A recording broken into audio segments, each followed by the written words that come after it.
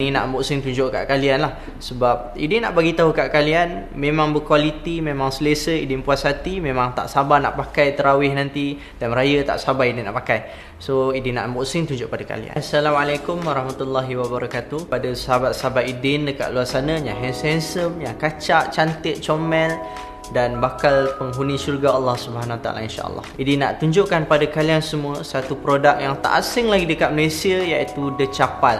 Kalau sebelum ni mungkin kita pernah dengar, pernah nampak dekat Instagram ke, dekat website dia ke kan.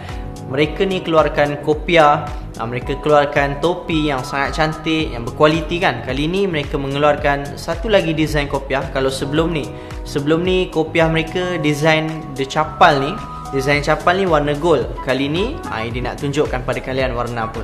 So kopiah terbaru mereka yang diberi nama kopiah Mahi dan juga kopiah Mansur. Ini dah tengok dah sebenarnya tadi. Ni nak unboxing tunjuk kat kalian lah. Sebab ini nak bagi tahu kat kalian memang berkualiti, memang selesa, Idin puas hati, memang tak sabar nak pakai tarawih nanti dan raya, tak sabar Idin nak pakai. So Idin nak unboxing tunjuk pada kalian.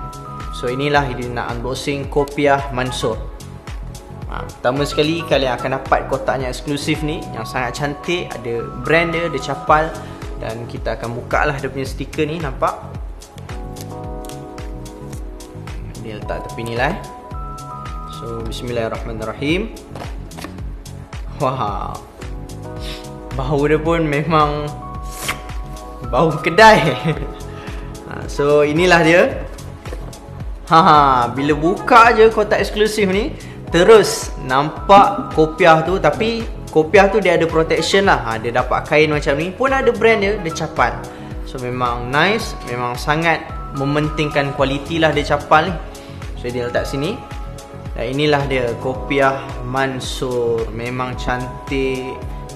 Kain dia, sulaman dia memang top lah Idin bagi. So nampak dekat sini The Chapal.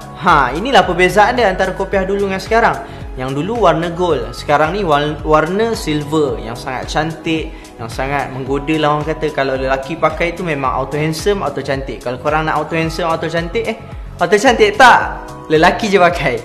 Nak auto kacak, auto handsome, pakailah kopiah Mansur ni. Memang TikTok lah. Nampak soalan Nabi untuk mengingatkan kita agar perbanyakkan selawat kepada Nabi sallallahu alaihi wasallam, kerana Nabi lah yang akan memberikan kita syafaat di akhirat nanti. Mudah-mudahan insya-Allah. So dia akan pakai. Dan sebelum tu dalam dia nampak tak ada tag dia, The Chapal premium quality. Memang nice, memang cantik. So memang kalian kaum lelaki kena dapatkan lah kopiah yang sangat indah ni. Bakal-bakal imam.